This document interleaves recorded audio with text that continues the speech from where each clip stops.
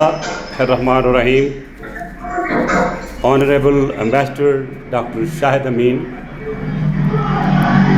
Presidents, Prime Ministers, Ambassadors, journalists, and I should say the stars of the today.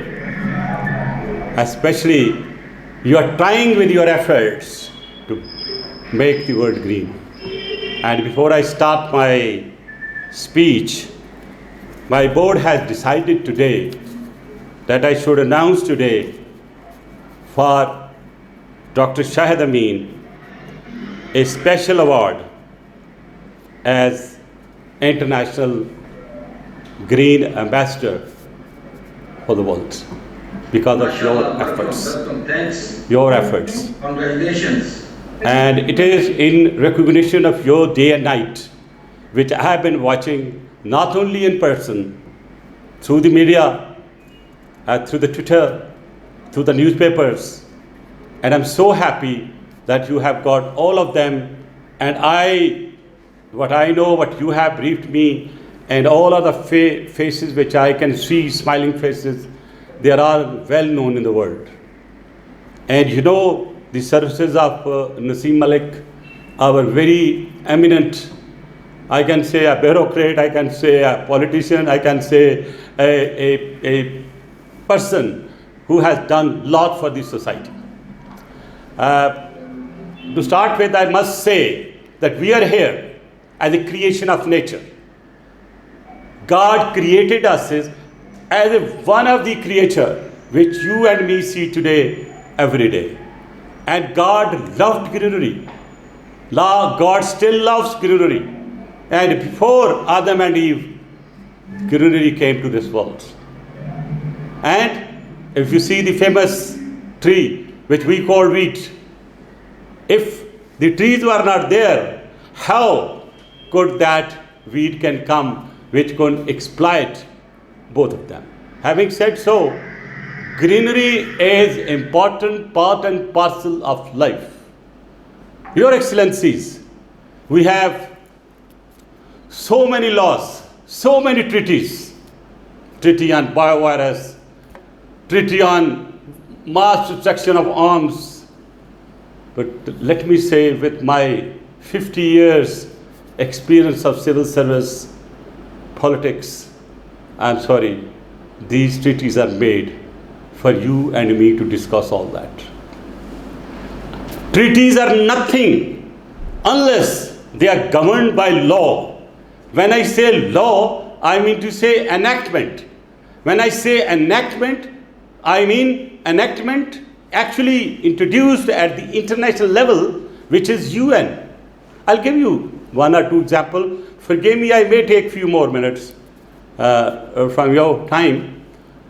If you recall, in late 90s, a syndrome of money laundering was too much in the world.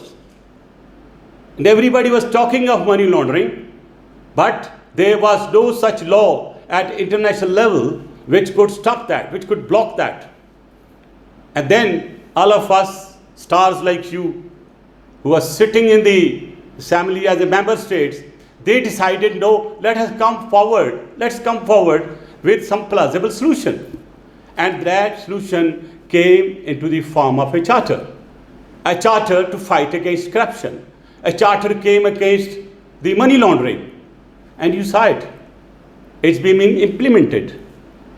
Now, FATF is, of course, a separate identity which is handling it. It's not the forum I should be talking about.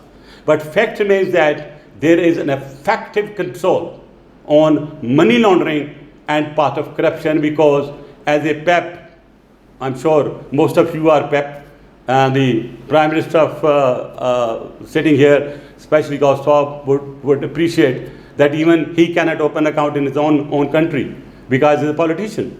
So there are so many restrictions, and everybody has accepted very happily. Anything which is going good for the international community, we should be doing it. Now, having said so, now today, I noted one thing, that almost everybody spoke about COVID, because it has directly come like a skylab on us. And we are worried about us, about children, about our families, friends. And hence, we are thinking always what to do with COVID, how we can get out of it, what are the remedies for it. Ladies and gentlemen, excellencies, within 3 weeks of the COVID having been actually emerged, I wrote this book. I am not a doctor. I am, of course, doctor of criminology, but not a medical doctor, not a virologist, not a biologist. So I decided to make some research. But my topic was different. Threat to the national security, biowarfare, or real violence. We all run to the hospitals for oxygen when we have COVID. Why can't we think this way? There has been a reduction in the oxygen, what we inhale. We inhale more carbon dioxide than even oxygen. God has kept this very ingredient in our life to clean our blood. Perhaps it is because of this pollution that the disease picked and moved faster. And I have my study in it, that those countries which do not have industrialization, pollution, they are much better off from COVID. And if you see the thickly populated countries like India, I wish and I pray to Almighty Allah that my Indian brother and sister get well soon, and this pandemic which is there, it must vaporize away, because humanity is something which needs to be respected. Now I will relate the humanity with the trees, because I say they are living things. If you go in the morning for a walk, you look at the trees, and the trees in fact give you a lot of good ideas. I'm a poet, I'm a writer of 7 books, and trust me, when I go out to the mountains in the nature, I write better on that night, because it gives you a kind of energy. So trees are basically there to give you energy. So I say, when we have law, if somebody kills somebody, there is section of law in every country that he has to be chopped off, or he has to be in the prison for life. When you cut a tree, in fact you finish a tree. So what I mean to say, that while we are talking to the UN, and especially I would like to draw the attention of Dr. Sab, you are in the, of course, human rights side, and you have done a lot, Dr. Amin, for the world, for which not only as a human being, or we all are proud of you, Pakistan is proud of you for all that what you're doing day and night. I have something to inform you, and I have made that law for trees. Like you have a law for human beings, let there be a law for them. They are living beings. And you know, we all have some religion which you are following. Take the example of Christianity, Muslimhood, Judaism, any religion. There is nothing mentioned that you should cut a tree or you destroy a tree. You know, our Prophet, Hazrat Muhammad, he said the best thing you do when you go as a guest somewhere, if you do not have anything to give, just plant 2 trees before you leave. Just plant 2 trees before you leave. As similarly, in Christianity, if you see the Bible, read the Bible, it has got the preferences.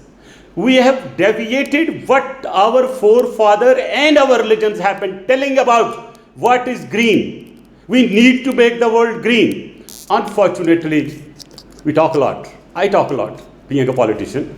You also talk when you go to a different forum. Mr. Prime Minister, you are Prime Minister.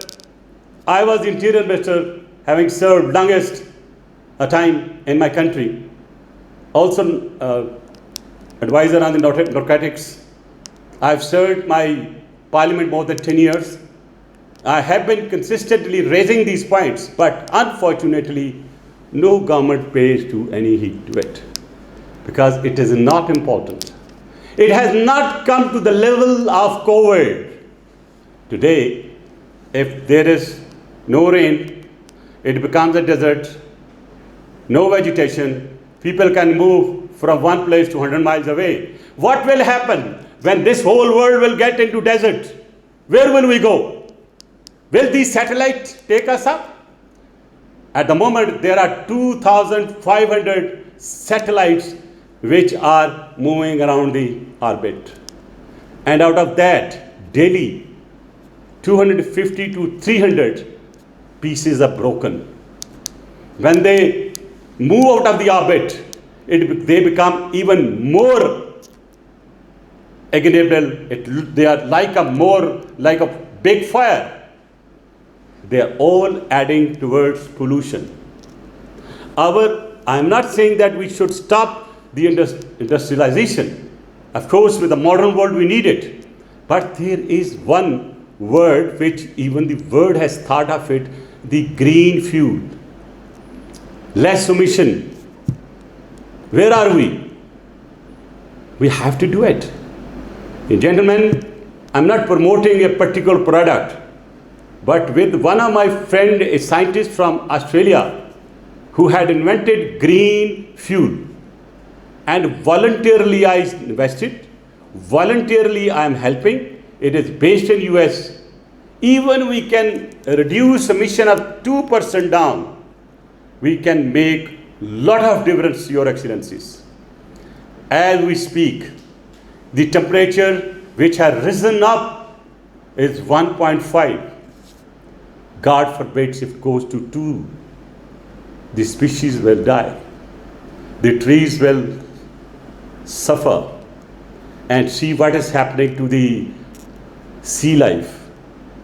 We need to work something as a world, as a global village.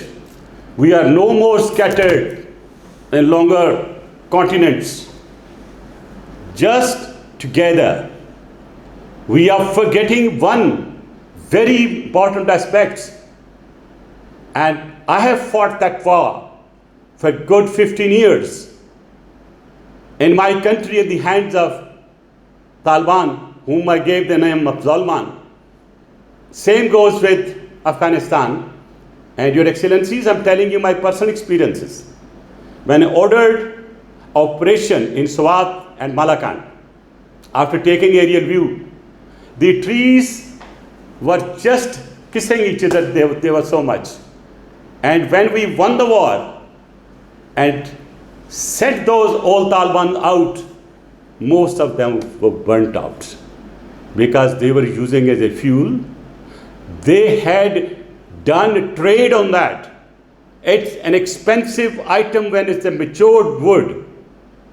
So don't forget, war is another issue which will destroy our not only world, but also this pollution will be more. Anything when it burns, it produces CO2. Hiroshima is not far to remind us what can happen. And see how many countries are having at the moment the nuclear bombs, nuclear small weapons. Your Excellency, have we thought of it? Can we reduce it? Are we fighting for each other's land, their resources?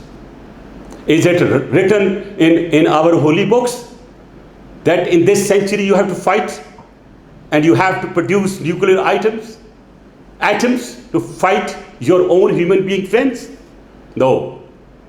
I'm sorry, and forgive me if somebody is from the world power sitting here.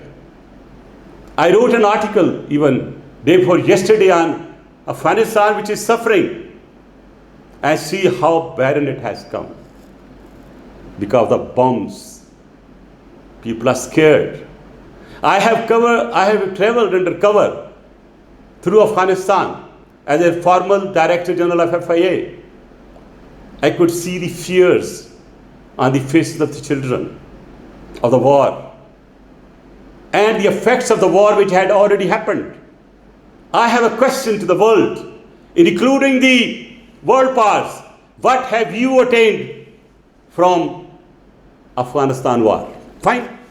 You had your ego very fully satisfied by luring in USSR to this region, got us also into jump foolishly. And the way it is going on, it's very bad. My friends are from Africa sitting.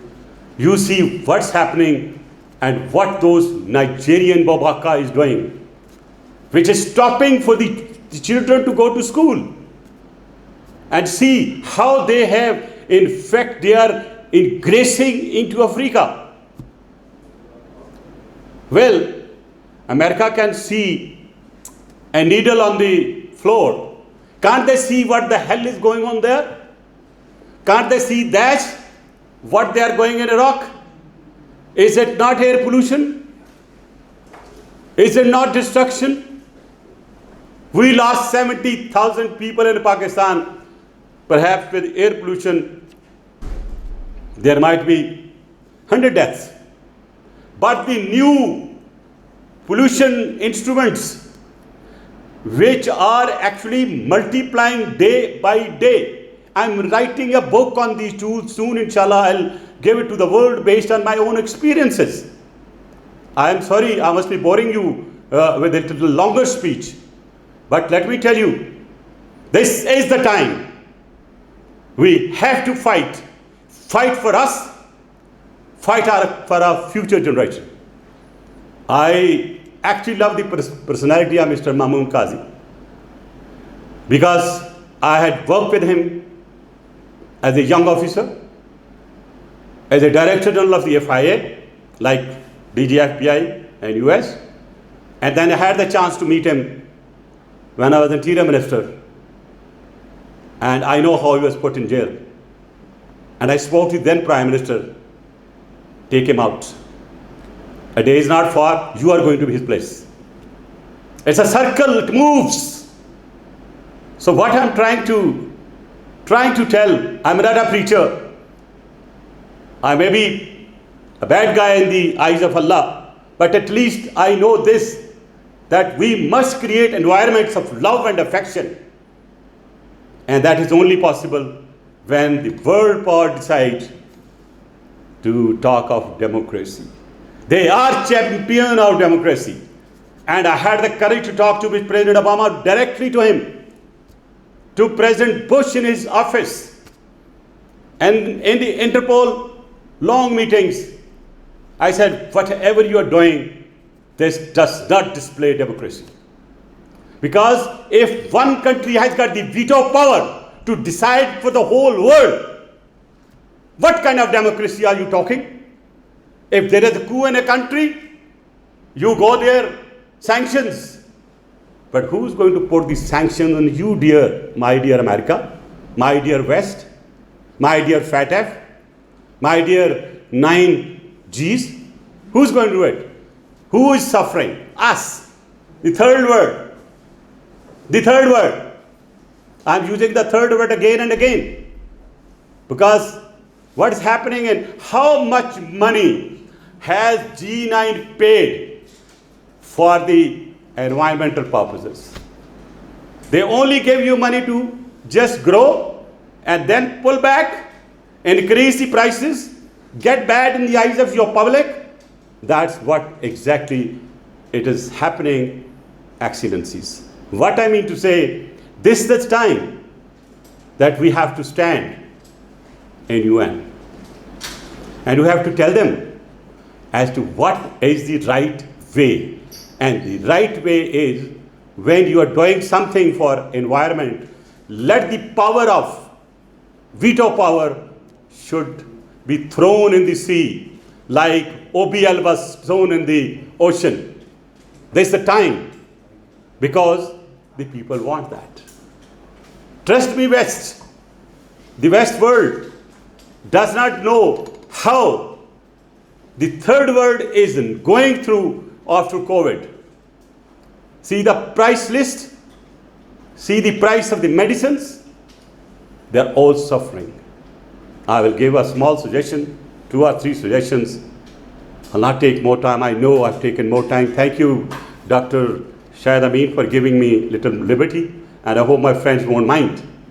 I propose that the world must bring something like a bank of green trees. And in fact, I have given a name to it, that let this be like a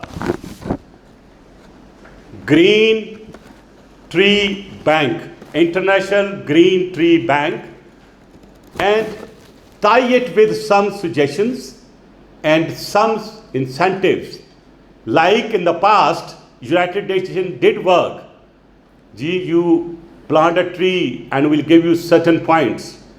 And I don't want to say who are those great leaders who have made money in this region and how it was misused. Now it is a charter that let there be a 30% at least plantation. Okay, fine. There is always a monitoring system.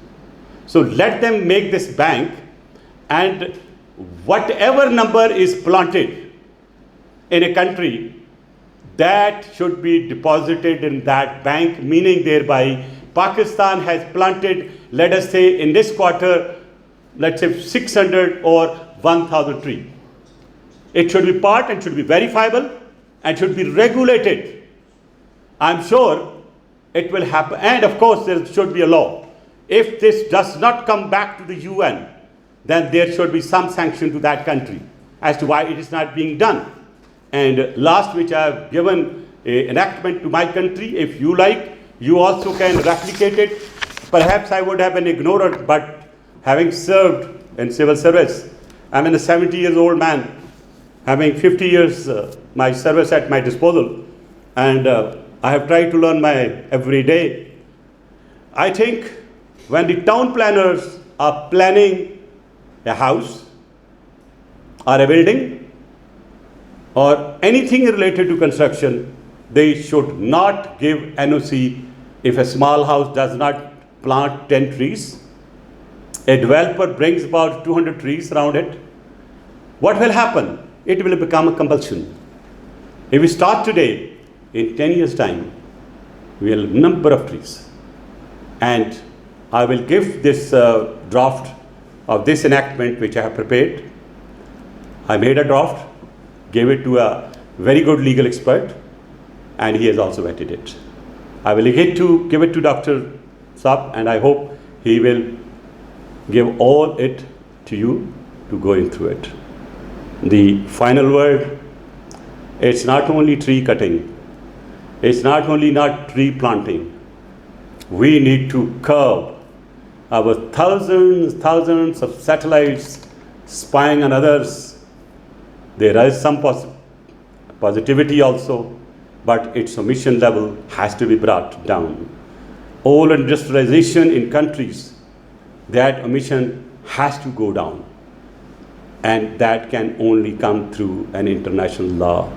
The law in France, the treaty which has been signed in France, I'm sorry, it has not given a binding on a government to create a law which should be actually implemented as per the sovereignty of this country, exactly like the money laundering.